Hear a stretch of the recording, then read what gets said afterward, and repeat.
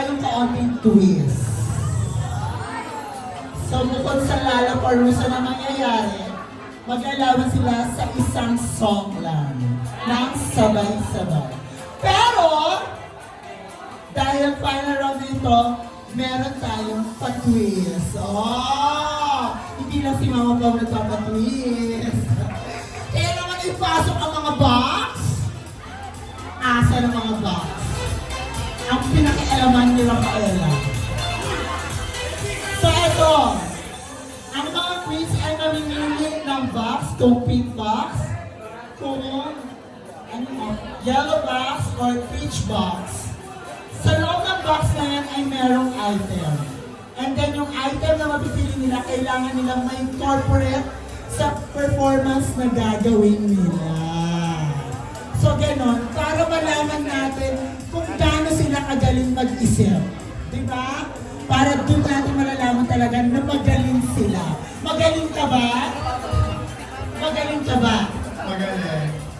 Okay. Tatanungin kita. Magaling ka ba? Kasali din ako na. Magaling ka ba? Hindi po. Kaya naman, girls, ang unang mamimili ng kanyang box ay si root canal. Anong gusto mo? Pink, yellow, or peach? Okay, kunin mo na ang laman ng box. Ay, mamaya. Hawakan mo muna. Ang next, hawakan mo lang. Ang next na mamimili ng kanyang box ay si Edsa Extra. Anong gusto mo?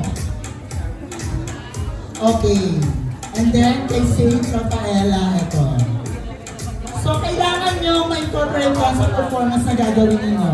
Okay, sabay-sabay natin buksan kung ano ang napili ninyo. Go! Ano sa'yo? Kondo! Kailangan ma-incorporate mo yan sa performance na ikaw. Dildo! Ikaw, flashlight. So, bahala na ko kung paano yan maisasama sa gagawin ninyong performance, kayo nang bahala. Okay? Kaya naman, girls, this is it! Let's go to the session! Ready na ba lahat? Ladies and gentlemen, ito na ang last battle ng Drag Laban! Lip Sync, Ultimate Lip Sync Smackdown! Kaya naman, girls! Kamutin na! Ay, teka lang, wait lang! DJ, wait lang! Wala pa palang song ang tanga ko. Ang bobo, shit! Last na nagkamali pa ako naman, oh. Ano ba yan? Rewind natin. Ulit, akin ba? Ang song! Ang tama ko, kinang ina. Last na eh. Ang song na gagawin nila, alam niyo ba? Hindi yung last na song na natira. Hindi yun ang inyong gagawin. Ang kanilang song na ipa-perform is spoken word. Na hindi pa nagagawa ng Drag Race Philippines. Kaya gagawin natin ngayon. Baka ma-inspire sila. Hi mga Rex! Spoken word from the movie Anak by Vilma Santos and Claudine Barreto. So ladies, this is it! As long as you said, this is your last chance to impress us and get the crown as the first Drag Laban. Lip Sync is back down. Kaya naman,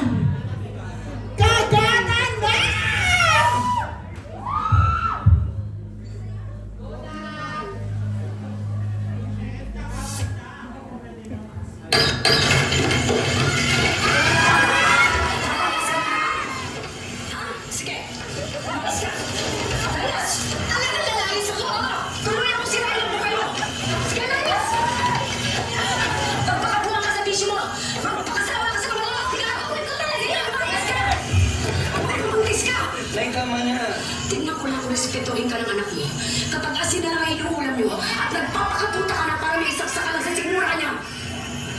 Alam mo, nagpapasalamat ako sa Diyos at hindi sinilang ang dalawang bata na galing sa isang babae na irresponsable at makasarili tulad mo. Kung magkakaanak man ako, sisiguraduhin kong magkasama kami sa hirap at ginawa. Hindi ko siya pagpapalit dahil lang sa pera. Ano mo?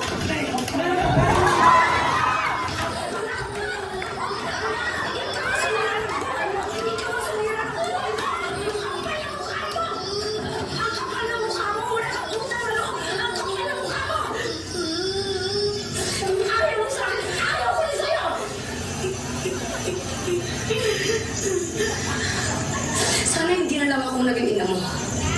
Sana hindi rin kita naging anak. Ngayon, kung iniisip mo hindi mo ko pinili bilang ina mo, sana maisip mo rin na hindi itong buhay na pinili ko para sa inyo mga anak ko. Kung iniisip mo na sana pinili kita sa tiyan ko, sana maisip mo rin ay hindi mo maranasan ang hirap dito sa mundo.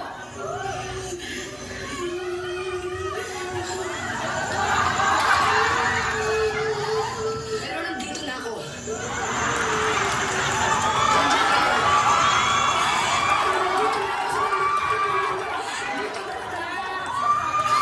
Ang obligasyon ko sa inyo na bigyan kayo ng magandang buhay dahil magulang niyo ako. Pero nandito na ako. Nandiyan kayo. Kahit nandito na ako sa nalumpalong ng mundo, dito dala-dala ko. Ang obligasyon ko sa inyo na bigyan kayo ng magandang buhay dahil magulang niyo ako. Pero nandito na ako. Nandiyan kayo. Kahit nandito na ako sa nalumpalong ng mundo, dito dala-dala ko. Ang obligasyon ko sa inyo na bigyan kayo ng magandang buhay dahil magulang niyo ako. Hindi mo ako naiintindihan. Hindi ko hinihingi lahat na binigay niyo sa amin. Kayo ang may gusto na hindi ako. Dahil mahal ko kayo.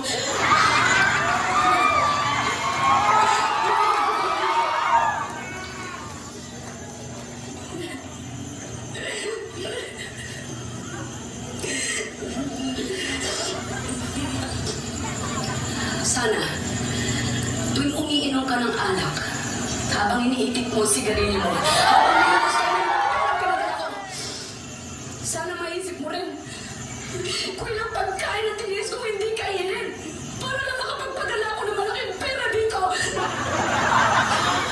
Sana, Marisalurin ko ilang taong kong tiniis ang matulog mag-isa habang namumulila ako sa yakap ng mga mahal ko. Sana maisip mo kahit konti kung gaano kasakit sa akin ang mag-alaga ng mga bata hindi ko kaano-ano. Samantala kayo. Kayo mga anak ko na hindi ko man lang kayo maalagaan. Alam mo ba kung gaano kasakit yun sa isang ina? Alam mo ba kung gaano kasakit yun? Kung hindi mo ko kayang ituring bilang isang ina, respetuhin mo lang ako bilang isang tao. Yun lang, Carla. Yun lang.